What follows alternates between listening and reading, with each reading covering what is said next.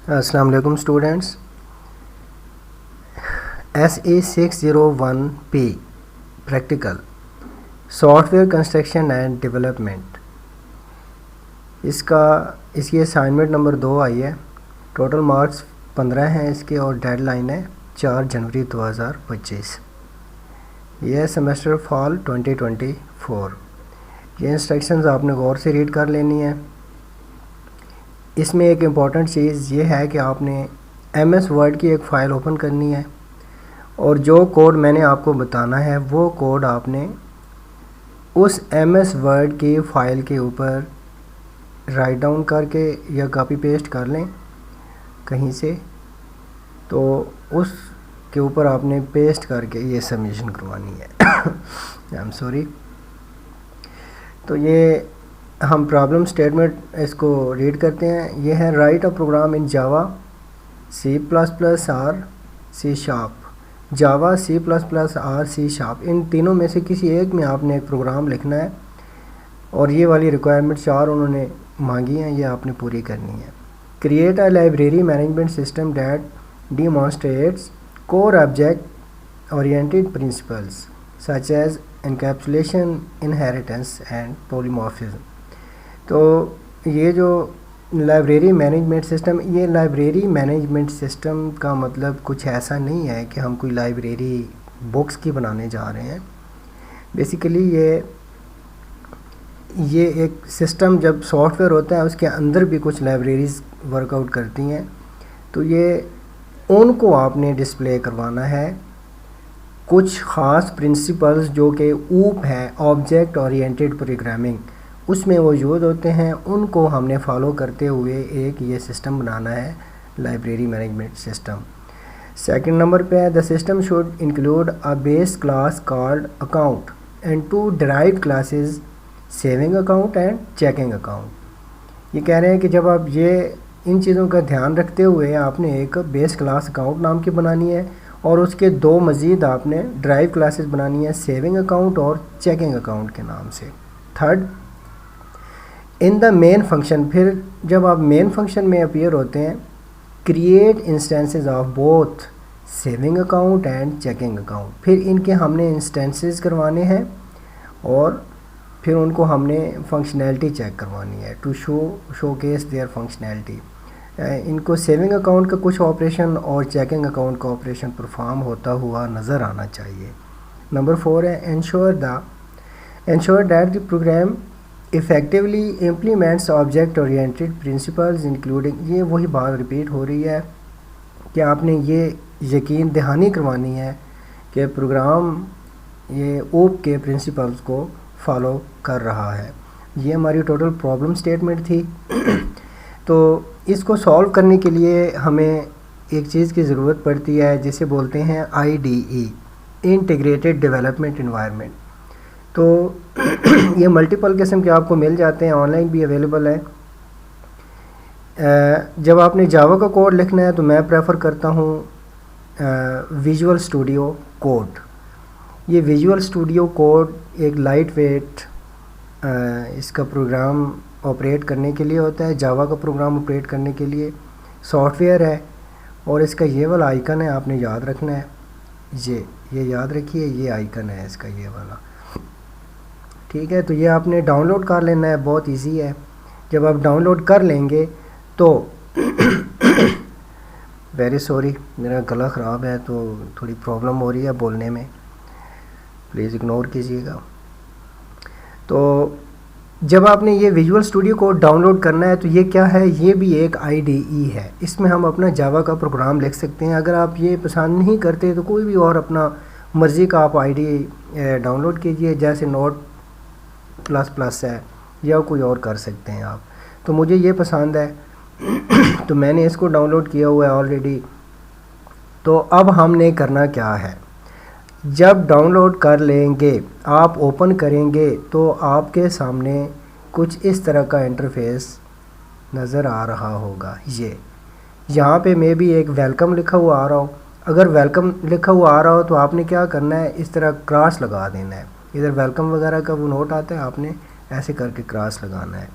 आपके सामने ये वाला टोटल एनवायरनमेंट ओपन है अब आपने करना क्या है, आप खड़े हुए हैं इस जगह पे, ये एक्सप्लोरर है। जब आप एक्सप्लोरर पे होंगे तो आपके सामने ये चीज़ें आ रही होंगी, आउटलाइन, टाइमलाइन, ये इस तरह के जावा प्रोजेक्ट्स वगैरह। तो करना ये है कि आपने अपने पीसी के डेस्कटॉप पे एम्प्टी स्पेस पे राइट क्लिक करना है। राइट क्लिक करके आपने एक फ़ोल्डर बनाना है। फ़ोल्डर तो बना ही लेंगे आप, चलें आपको दिखा देता हूँ। ये आपने इधर एम्प्टी स्पेस है आपकी, राइट क्लिक किया, इधर न्यू पे गए, न्यू से यहाँ आए, इधर आपने ये एक न्यू फ़ोल्डर बनाया। इस फोल्डर को कोई आप नाम दे दें, जैसे मैंने ये बनाया हुआ है, मैंने ये नेम दिया हुआ है। बस ये एम्प्टी फ़ोल्डर बनाना है और कुछ भी इसके अंदर आपने लिखना नहीं है। जब आपने ये कर लिया तो फिर आपने क्या करना है, आप आएंगे इसी विजुअल स्टूडियो कोड के अंदर, आप फाइल पे क्लिक करेंगे, यहाँ से आपने ओपन फोल्डर पे क्लिक करना है, फाइल पे नहीं करना, फोल्डर पे। जैसे ही आप इसको ये क्लिक करेंगे ये आपको ब्राउज़ करवाएगा। डेस्कटॉप आप देखेंगे, अपने डेस्कटॉप पे आपने कौन सा फ़ोल्डर, मैंने रखा हुआ था ये वाला ये वाला, तो ये आपने इसको सिलेक्ट करना है, ओके हो जाएगा। अब आपका फ़ोल्डर यहाँ पे खुद ही आ गया है। ये जब ये फ़ोल्डर यहाँ पे आ जाता है, इसको आपने एक दफ़ा क्लिक किया, दोबारा क्लिक करने के बाद इस फोल्डर के अंदर हमने एक फ़ाइल ओपन करनी है। फ़ाइल कैसे ओपन करते हैं, ये पहले वाला जो प्लस का निशान है इसको आपने क्लिक करना है। ये आपने क्लिक किया, उसके बाद ये आपसे नेम मांगेगा कि भाई आपने इस फ़ाइल का नेम क्या रखना है। आपने इस फ़ाइल का नेम ये रखना है, ये मैंने लिखा हुआ है ना, लाइब्रेरी मैनेजमेंट सिस्टम डॉट जावा लिखेंगे तो ये वाला इसके आपका सिंबल इसका चेंज हो जाएगा। जावा में ये फ़ाइल आपकी रेडी है। अब आपकी फ़ाइल तो रेडी है, इसके अंदर कुछ भी नहीं है। इसके अंदर हमने लिखना है कोड। ये मैंने क्लिक किया तो ये कोड ऑलरेडी मैंने लिखा हुआ था इसके अंदर। मैं आपको ये कोड दिखा देता हूँ, अगर आपके लिए इजी है आपकी टाइपिंग अच्छी है तो आप इसको कोड को यहाँ से लेकर एंड तक लिख लीजिए, इंशाल्लाह इसमें आपको परेशानी नहीं आएगी, बिल्कुल एक्यूरेट कोड है। तो मैं आपको एक दफ़ा दिखा देता हूँ, ये इस तरफ आगे चलते हैं हम, ये वाली जल्दी से आपको मैं एक दफ़ा दिखा देता हूँ। देखिए ये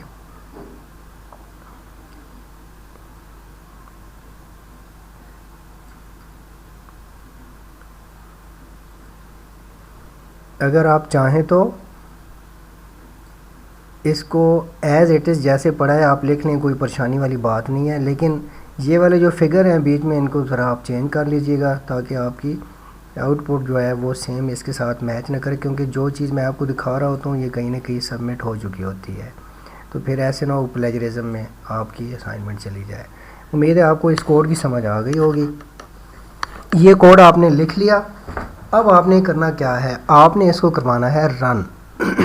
तो ये यहाँ पे आप जाएंगे, इसको आपने ये कंपाइल रन दोनों करेगा, आपको ये दिखाएगा आउटपुट। ठीक है जी। तो ये सबसे पहले सेविंग अकाउंट ऑपरेशंस हमने दिखाए हैं। ठीक है, ये है चेकिंग अकाउंट ऑपरेशंस। ठीक है, ये सेविंग अकाउंट था तो उसके ऑपरेशन क्या है, ये जी Tahir deposited 500 rupees, new balance कितना है इसका 1500 रुपया, 1500 हो गया। विड्रॉ, ये विड्रू कितने की है 300। जब 1500 में से 300 निकले तो रिमेनिंग क्या हुआ, न्यू बैलेंस 1200 हो गया। इट्स मीन कि ये ऑपरेशन ठीक हुआ है। उसके बाद इंटरेस्ट अर्न कितना किया है 60, तो 1200 में मज़ीद वो भी ऐड हो गया तो ये 1260 हो गया। ये हमारा ऑपरेशन कामयाब है, बिल्कुल फिट है। अब चेकिंग अकाउंट ऑपरेशन है, इसमें क्या कहते हैं, ये Romesha deposited 200, new balance 700, mean 500 already था इसमें। विड्रू कितना 800, टोटल था इसके पास 700 लेकिन इसने 800 विड्रू किया तो इसके माइनस में बैलेंस चला गया, माइनस है। जब ये माइनस में जाएगा तो इसको ये मैसेज क्या हुआ है, overdraft limit exceeded or invalid amount. तो ये ही हमने टोटल शो करवाना था, यही हमारा लाइब्रेरी मैनेजमेंट सिस्टम था। इसमें हमने इनकैप्सुलेशन के कुछ उसूल जो हैं वो फॉलो किए हैं वो कैसे किए हैं कि ये जो सामने खड़ा हुआ है उसको नहीं पता कि ये क्या हो रहा है, ये बैक एंड पे ही सब कुछ चल रहा है। जहाँ से माइनस हुआ है, डिडक्शन हुई है नहीं हुई है, या कहीं पे इंटरेस्ट कैसे लगा है, पीछे क्या प्रोसेस किया गया है, ये इनकैप्सुलेटेड है सब डाटा। और भी इस तरह के कुछ मज़ीद उसूल भी इसमें हमने फॉलो कर लिए हुए हैं। मैं डिटेल में नहीं जाना चाहता, वीडियो बहुत लंबी हो जाएगी।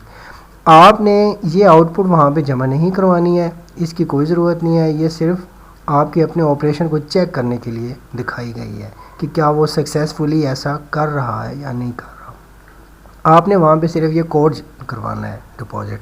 हम इसको क्या करते हैं, कंट्रोल ए, ये हमारा कोड है, कंट्रोल सी कर लिया, और ये हमारी सॉल्यूशन फाइल है, हम उस पर जाते हैं। ये आपने यही पैटर्न फॉलो कर लेना है। इधर अपनी आईडी लिखिएगा ज़रूर, और उसके बाद ये जो आपका ये सेम वर्ड्स मत लिखिएगा, सिर्फ आंसर लिख दें या कोड लिख दें जो भी है, और यहाँ पे सेम यही चीज़ लिखनी है। ये हमारा कोड यहाँ से स्टार्ट होता है, ये मैं इधर भी आपको दिखा देता हूँ, यहाँ पे एंड हो गया। बिल्कुल सेम कोड है, इसमें कोई चेंजेस नहीं है, और ये आपकी एक्यूरेट आउटपुट देगा। तो लास्ट में मैं एक बात ज़रूर कहना चाहूँगा, कुछ लोग मुझे कांटेक्ट करते हैं कि फ्री सॉल्यूशन दे दें, मैं ज़रूर देता हूँ जब मैं फ्री होता हूँ। तो अगर किसी को फौरी तौर पे मेरी तरफ से फ़ाइल मुहैया नहीं हुई तो आप इतना तो अंडरस्टैंड कर सकते हैं कि मेरी भी कुछ मसरूफियात होती हैं। ऐसा नहीं है कि मैं हर वक्त पीसी पे बैठा हूँ और बस जहाँ से मैसेज आया मैं फ़ौरन सेंड कर सकता हूँ। थोड़ा आप मुझे टाइम दिया करें, एक आध दिन लग भी सकता है, लेकिन मैं मैसेज रीड ज़रूर करता हूँ। जैसे ही मुझे पता चलता है कि किसी को रिक्वायरमेंट है तो मैं उसको वो सॉल्यूशन सेंड कर देता हूँ। अगर आपको इस फ़ाइल का सॉल्यूशन भी फ्री ऑफ कॉस्ट चाहिए, कोई बंदा बहुत फंसा हुआ है और वो समझता है कि मैं ये खुद नहीं लिख सकता, वैसे ये बहुत इजी है, मुश्किल नहीं है। टोटल कोई 60 to 70 इसकी लाइंस हैं, ये ज़्यादा नहीं है। तो अगर किसी को फिर भी परेशानी है कि मैं नहीं लिख सकता तो आप मुझे मैसेज कीजिए, तो मैं आपको कल की डेट में ये मैं सॉल्यूशन सबमिट नहीं करवा सकूँगा। कल मैंने कहीं ऑन द वे हूँ, तो परसों की डेट में मैं ये आपको फ़ाइल ज़रूर प्रोवाइड कर दूँगा। खुश रहिए, और अगर मेरी इस आपको फ़ायदा हो रहा है तो आप प्लीज़ मेरा चैनल शेयर कीजिए, लाइक कीजिए और सब्सक्राइब कीजिए। खुश रहिए।